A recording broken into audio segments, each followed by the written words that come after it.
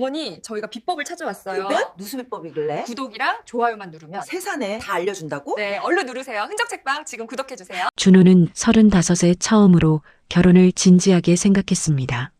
IT 스타트업을 창업해 자리를 잡았고 또래보다 일찍 경제적 안정을 이뤘습니다. 연애를 못한 것이 아니라 안 한 것에 가까웠습니다. 일이 좋았고 혼자가 편했습니다. 그런 준호의 삶에 서연이 들어왔습니다. 만남은 예상치 못한 곳에서 시작됐습니다. 지인의 소개도 아니었고 앱을 통한 만남도 아니었습니다. 준호가 다니던 병원 로비였습니다. 건강검진을 마치고 결과지를 기다리던 중 옆에 앉은 여자가 준호의 서류가 바닥에 떨어진 것을 주워줬습니다. 그게 전부였습니다. 그런데 준호는 그 짧은 순간에 눈이 멈췄습니다. 단정한 차림, 조용한 말투, 그리고 하얀 가운. 서연은 그 병원 소속 영양사라고 자신을 소개했습니다. 환자 시기 관리를 담당한다고 했습니다. 준호는 명함을 건넸고 며칠 뒤 서연에게서 연락이 왔습니다. 결과지에 궁금한 부분이 있으면 도움이 될 수도 있다고. 그렇게 두 사람의 연락이 시작됐습니다. 서연은 준호가 만나온 사람들과 달랐습니다. 화려하지 않았습니다. 조용히 상대의 말을 끝까지 들었고 의견을 낼 때는 조심스러웠습니다. 건강에 관심이 많았고 주말마다 요양원 봉사를 다닌다고 했습니다. 준호가 야근으로 늦으면 건강 챙기라는 메시지를 보냈습니다.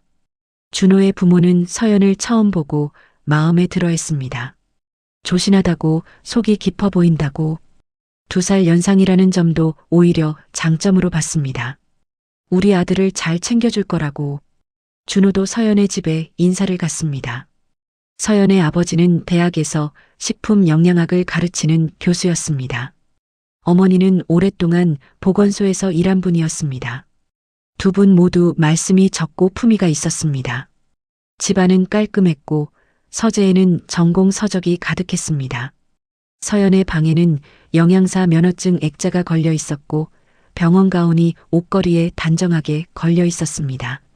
준호는 확신했습니다. 이 사람이 맞다고. 결혼 준비는 순조로웠습니다. 신혼집은 준호가 마련했고 서연 쪽에서는 혼수를 빵빵하게 채워왔습니다. 예물도 넉넉했습니다.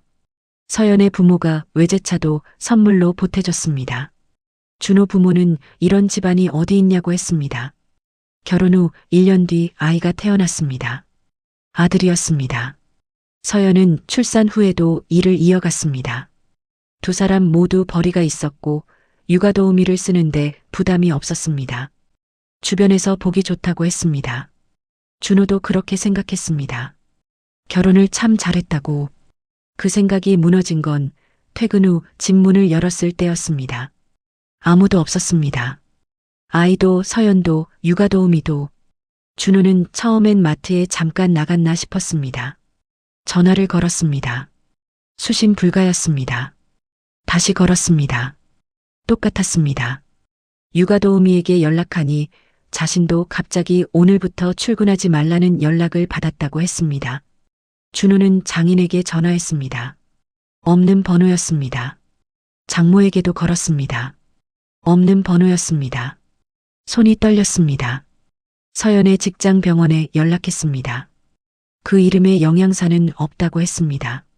처음 들어보는 이름이라고 했습니다. 경찰서에 실종 신고를 하러 갔습니다. 담당 경찰이 서연의 이름을 시스템에 입력했습니다.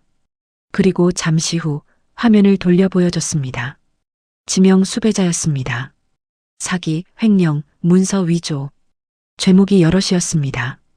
최근 몇 년 사이에만 피해자가 10명이 넘었습니다.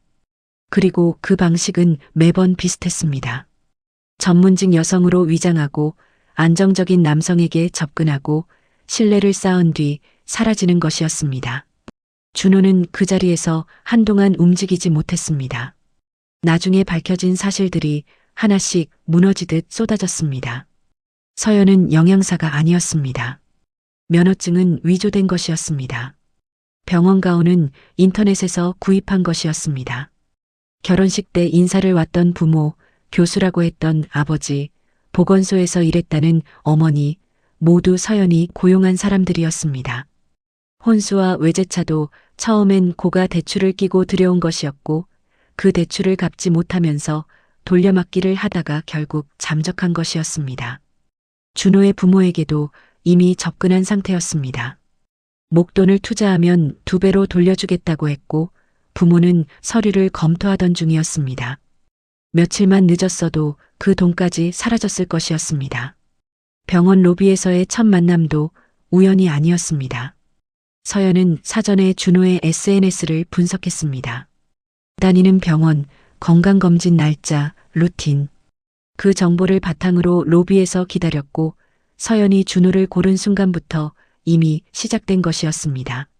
준호가 가장 오래 멈춰 있었던 건 아들 문제였습니다. 아이는 서연이 데려간 상태였습니다. 서연이 잡힌 이후 아이의 소재는 확인됐지만 양육권 문제는 쉽지 않았습니다. 사기꾼이라도 친모는 친모였습니다. 법원은 아이의 복리를 최우선으로 본다고 했습니다. 준호는 변호사를 선임했습니다. 서연의 정과 기록, 수배 이력, 아이를 데리고 도주한 정황을 모두 정리했습니다. 싸움은 길어졌습니다.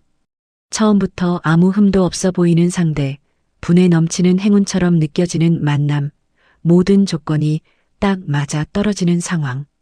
그럴 때일수록 한 번쯤 멈출 필요가 있습니다.